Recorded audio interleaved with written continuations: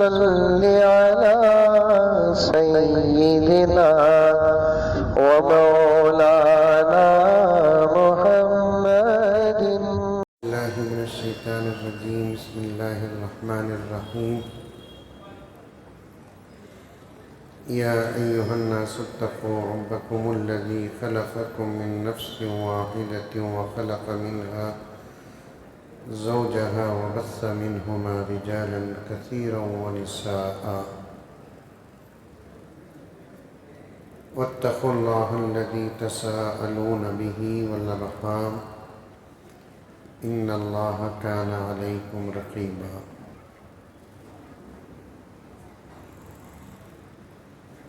حاضرین کرام، سورۃ النساء کی پہلی آیت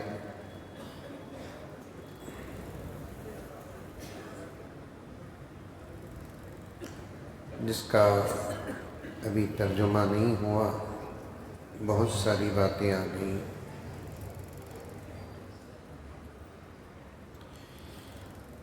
اللہ تعالیٰ فرماتے ہیں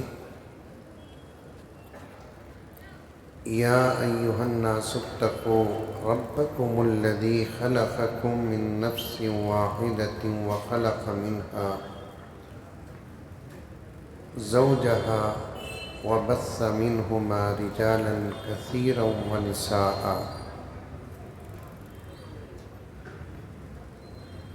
اے لوگوں،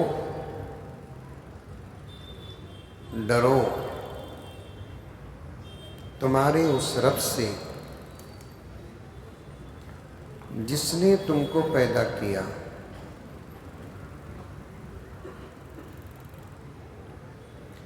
من نفس واحدہ، ایک نفس سے، ایک جان سے، ایک انسان سے، ایک آدمی سے.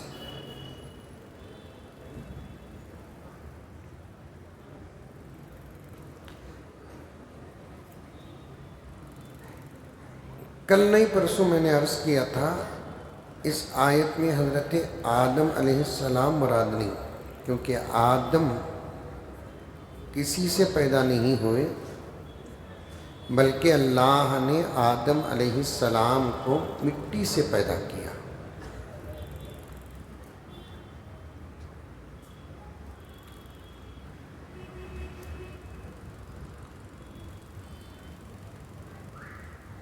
مٹی سے اللہ تعالیٰ نے آدم علیہ السلام کو پیدا کر کے بنا کر اس کے اندر روح کو داخل کیا. وہاں سے سلسلہ شروع ہوا.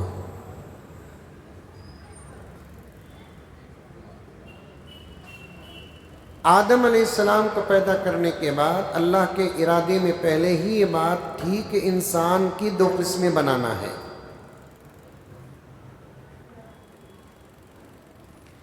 ایک قسم مرد اور ایک قسم عورت.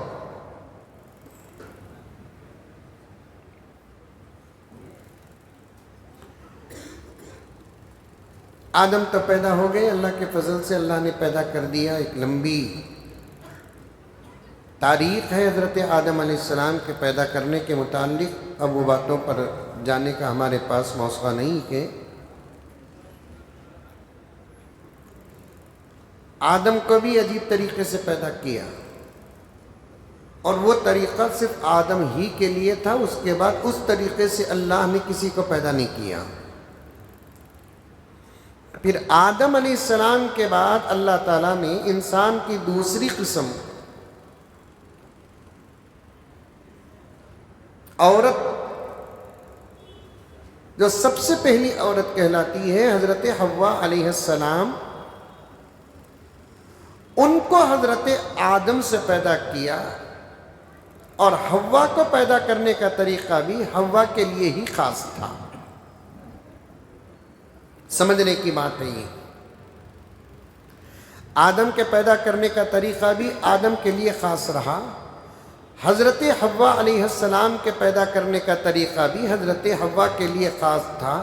پھر پوری انسانیت میں آدم کے طریقے پر نہ کوئی پیدا ہوا، نہ حوا کے طریقے پر کوئی پیدا ہوئی۔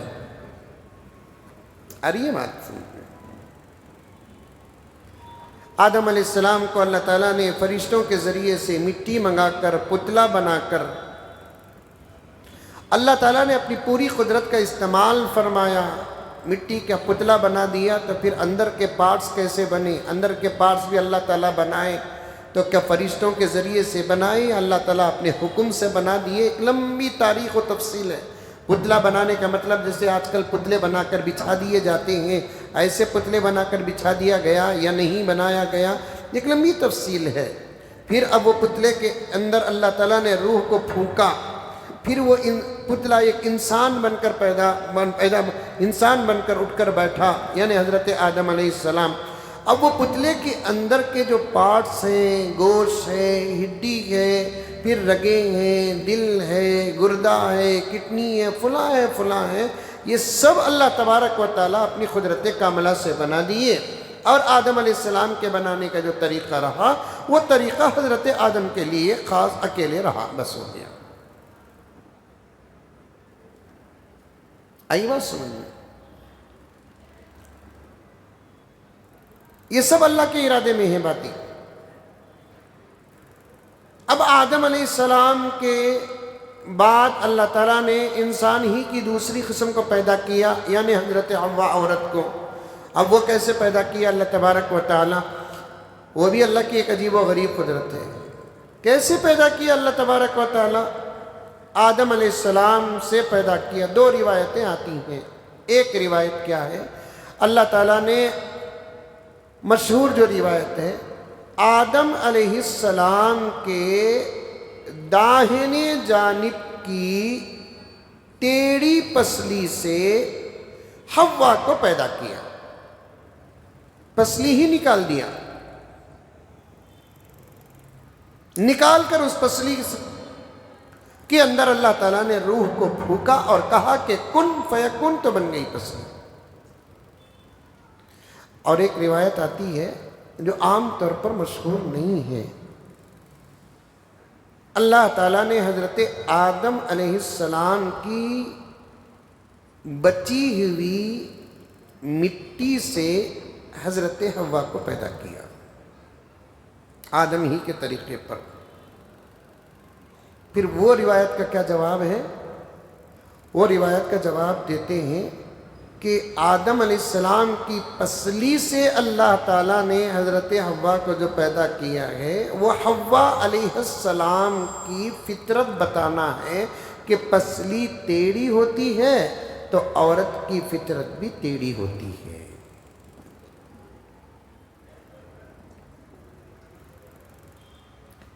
یہ دو جو آدم اور حوا علیہ السلام ہیں، یہ دو اپنی پیدائش میں خاص رہے ہیں۔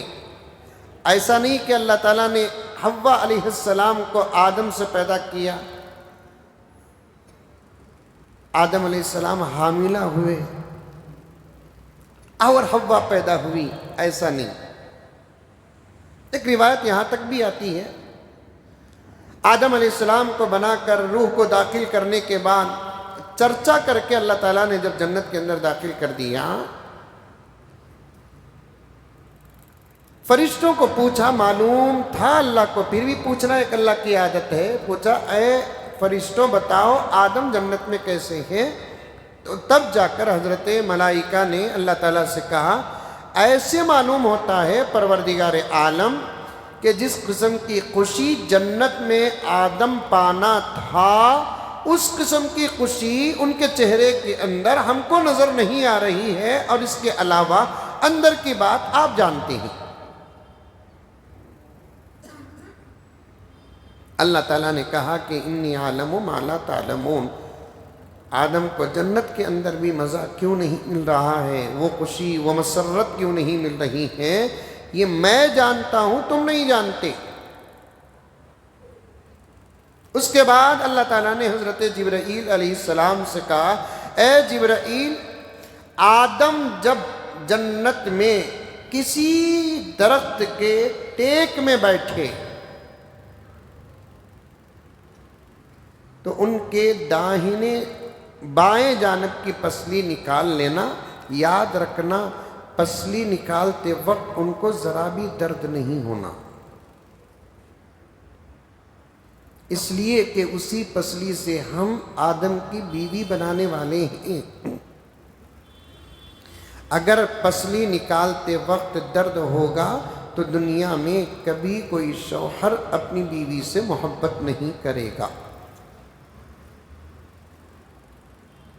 کتابوں میں باتیں ہیں، اب صحیح ہے کیا ہے اللہ عالم، لیکن اس سے نتیجے تو بڑے اچھے نکلتے ہیں.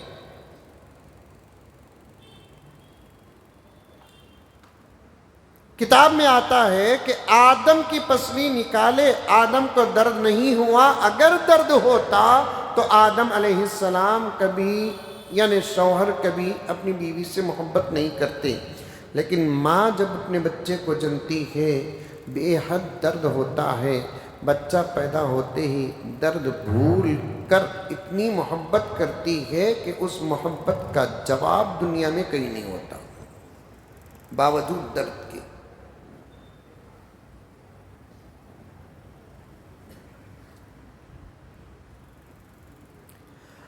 اب حضرت آدم سے پسلی نکال کر اللہ تبارک و تعالی نے حضرت حوا کو پیدا کر دیا. یہی اشارہ ہے آیت کے اندر وَخَلَقَ مِنْهَا زَوْجَهَا. عربی جانتے تو میں بتاتا کہ یہ منہا سے کون مراد ہے.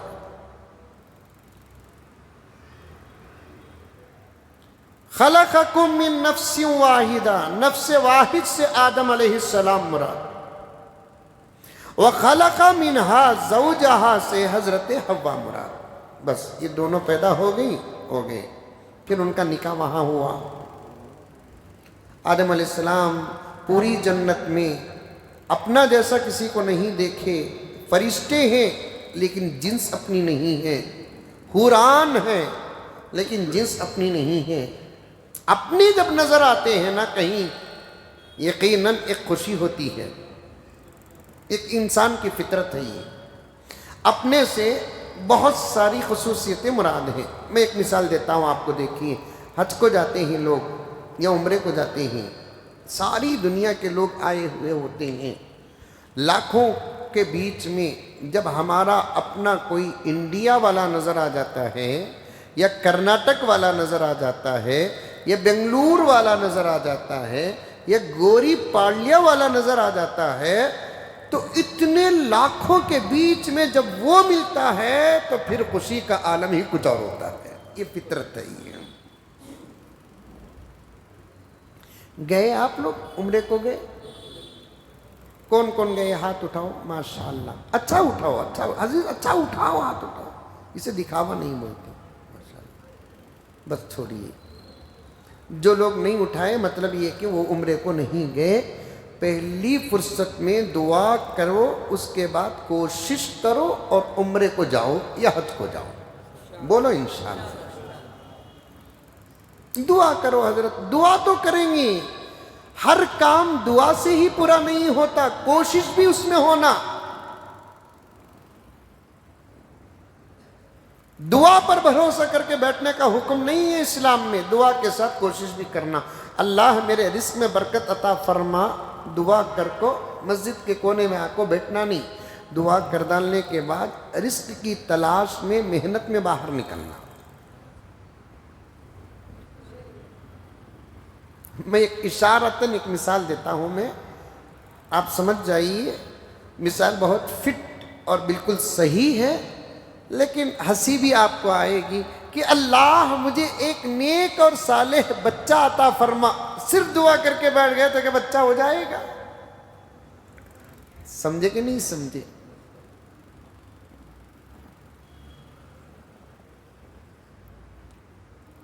کام تو دعا ہی سے ہوگا، محنت ایک بہانہ ہے. آپ لوگ دعا بھی کرو کہ اے اللہ ہمیں عمرے کی توفیق عطا فرما، حج کی توفیق عطا فرما. ساتھ میں محنت بھی کرو، کوشش بھی کرو. کچھ پیسے تھوڑے تھوڑے کر کے جماتے بھی رہو.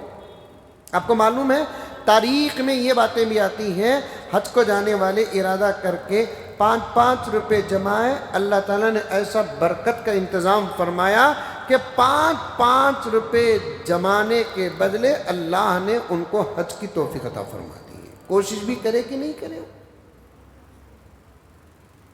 اپنے نظر آ جائے تو کیا خوشی ہوتی ہے، یہ بتاتے ہوئے یہاں بات لے کر آیا۔ اور آج اتنا اسراف ہو رہا ہے، پیسہ اتنا اسراف ہو رہا ہے، وہ اسراف پیسوں کو اگر جمع کریں گے نا، انشاءاللہ تعالی ثم انشاءاللہ دعا کے ساتھ کوشش بھی جمع ہو جائے گی اور چلے جائیں گے۔ روزانہ کم سے کم 100 روپے تو اسراف کرتا نوجوان آج، بولیے، ارے بولو بھی تمہیں، زیادہ 100 روپے ایک دن کو اگر 100 روپے خرچ ہو رہے ہیں تو مہینے کے کتنے ہوئے؟ 3000 روپے۔ سال کے کتنے ہوئے؟ 30 پر 6000 روپے۔ 2 سال کے کتنے ہوئے؟ 70 پر 2000 روپے۔ اب جا کر آپ کسی ٹور والے کو پوچھو کہ ٹور میں عمرے کی ٹکٹ کیا ہے، 70-80 ہزار روپے۔ اب بتاؤ کہ آپ نہیں بتاؤ کہ اسراف اگر ہم جمع کر لیں گے، میں یہ نہیں کہتا کہ ناشتے کا پیسہ جمع کرو، میں یہ نہیں کہتا کہ دوپہر کا کھاؤ مت وہ پیسہ جمع کرو، میں یہ نہیں کہتا کہ رات کا کھاؤ مت پیسہ جمع کرو، بلکہ وہ پیسہ جو ہمارا اسراف ہوتا ہے بیڑی میں، سگریٹ میں، چاؤ میں، کپڑوں میں، جوتوں میں، چپل میں تو بہت کم، ابھی ہمارے حاجی صاحب کہہ رہے تھے بہت زیادہ بول کر میں 100 پر بات کو ختم کر لیا کہ کپڑوں میں، جوتوں میں، چپل میں، خامخواہ کے ان تمام چیزوں میں ہمارا جو پیسہ خرچ ہو رہا ہے نا، میں 2 سال کا بچت بتا رہا ہوں میں آپ کو۔ میں جن چیزوں کا ذکر کیا ان چیزوں کو اگر آپ مان لیں گے تو 2-3 مہینے میں عمرے کی ٹکٹ بن جائے گی۔ معلوم ہوا عورتیں جو بعض کپڑے لیتے نا عید کو اور شادیوں کو جو کپڑے لیتے نا عورتیں،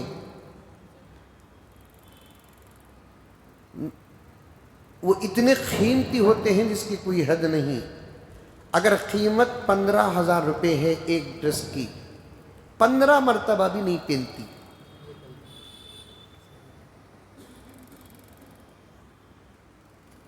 بے فکر ہیں، اللہ یہ سمجھ بیٹھے ہیں میرا پیسہ، میری خوشی، میرا کپڑا، میری عید، اللہ ہوتا کون پوچھنے والا؟ نعوذ باللہ من ذالک، یہ سوچ رہے ہیں اللہ پوچھیں گے، یہ سوال تو ضرور ہوگا۔ 15,000 روپے کا تو کپڑا لیا یا لی، کم سے کم تو 15 مرتبہ تو پہن لیتی، آدھ حساب سے بچ جاتی۔ پوچھیے آپ گھر میں جا کر پوچھیے، نکاح کے موقع پر، ہندوستانی کی بات نہیں، دوسرے ممالک کا بھی یہی حال ہے۔ خدا کرے کہ آج اس کی یہ بات مسجد عمر فاروق کے منبر سے جو نکل رہی ہے ساری دنیا کو پہنچ جائے، جو اردو سمجھنے والے ہیں وہاں تک سمجھ جائے۔ شادیوں میں 1 لاکھ روپے کا ڈریس لیتے ہیں، 1.5 لاکھ روپے کا ڈریس لیتے ہیں۔ 10,000 کو ایک حصہ بنائیں گے، 1.5 لاکھ روپے کے 15 حصے بنتے ہیں۔ دلہن وہ ڈریس 15 مرتبہ بھی نہیں پہنتی ہے، کہ اللہ کو حساب نہیں دینا ہے؟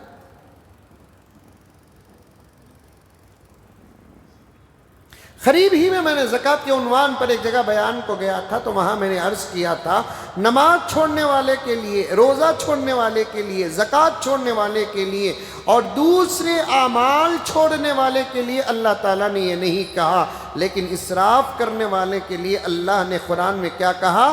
ان المبذرین کانوا اخوان الشیاطین، فضول خرچ کرنے والے شیطان کے بھائی ہیں۔ اور بھائی صاحب جہاں جائیں گے حشر کے میدان میں تو چھوڑ کر جائیں گے بھائیوں کو، بہنوں کو ساتھ لے کر جائیں گے۔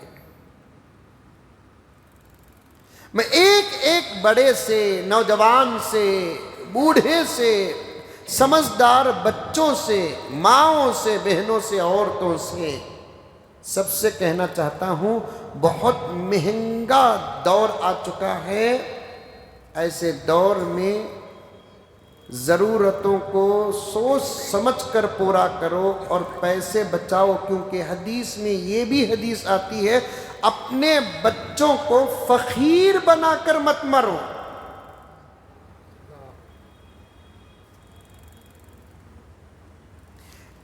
15, 20, 25 سال کے محنتوں کے بعد کچھ کمانے کا راستہ ہم نہ ملیا ہے. ہمارے بچے وہ 15, 20 سال کے محنت کے بعد وہ راستہ پائیں گے، اس کی گارنٹی نہیں. اب دیکھو زیور کا ریٹ، سونے کا ریٹ کیا ہے، معلوم نہیں کہ کتنے ماں باپ اپنے بچوں کے سامنے اب شرمندہ ہونے والے ہیں. بچے بچے ہیں. اللہ رسول کے بعد ماں باپ سے نہیں مانگیں گے تو پھر کس سے مانگیں گے؟ ان کو ماں باپ کی دولت کا اندازہ نہیں ہوتا. بچوں کو ماں باپ کی محبت کا اندازہ ہوتا ہے. ہمیں پوچھ ڈالے تو ہمارا باپ مر کر بھی ہماری خواہش پوری کرتا ہے، ہماری ماں مر کر بھی ہماری خواہش پوری کرتی ہے. یہ سبق ان کے ذہن میں آ گیا. ماں باپ کی دولت، طاقت، اس کا ان کو اندازہ نہیں ہوتا. اس لیے ہم کو چاہیے کہ ہمارے پیسوں کا خرچ صحیح کرے اور کچھ بچا کر بھی رکھے.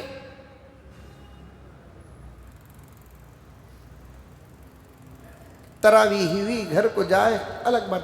آپ اٹھے شیواجی نگر جا کر ذرا کہتے بھی کھالے پی لے کر آئیں گے.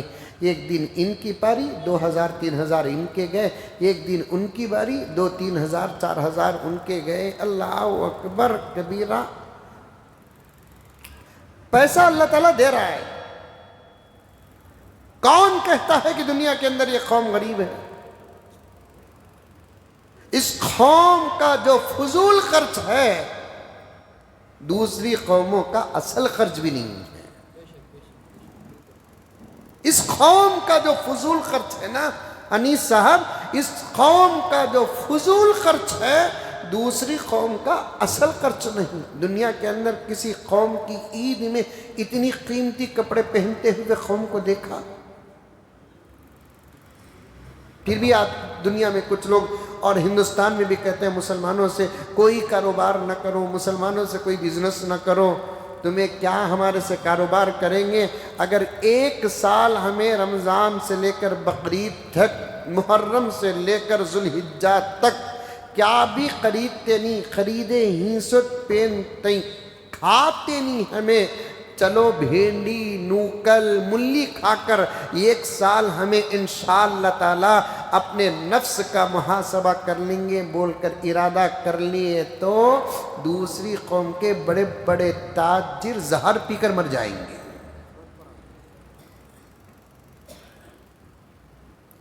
ہر لائن کا بزنس اگر چلتا ہے تو خدا کی قسم میں پوری ضمانت کے ساتھ کہتا ہوں مسلمانوں سے چلتا ہے. کپڑوں کا بزنس مسلمانوں سے، جوتوں کا بزنس مسلمانوں سے، سونے چاندی کا بزنس مسلمانوں سے.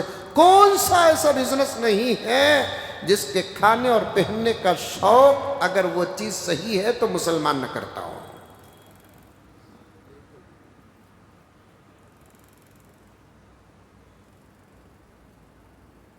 خالی اپنے دکھے تو کیا خوشی ہوتی ہے، وہ بات کرتے کرتے یہاں آ گیا ہوں. کوشش کرو پیسے بچاؤ، حق ادا کرو، اماں کا حق ادا کرو، بابا کا حق ادا کرو. بھوکے مت رہو، کھاؤ. 4 چاکنے رکھنے کے بجائے 1 چاکنے سے بس کر لو، ہوگا قصہ ختم.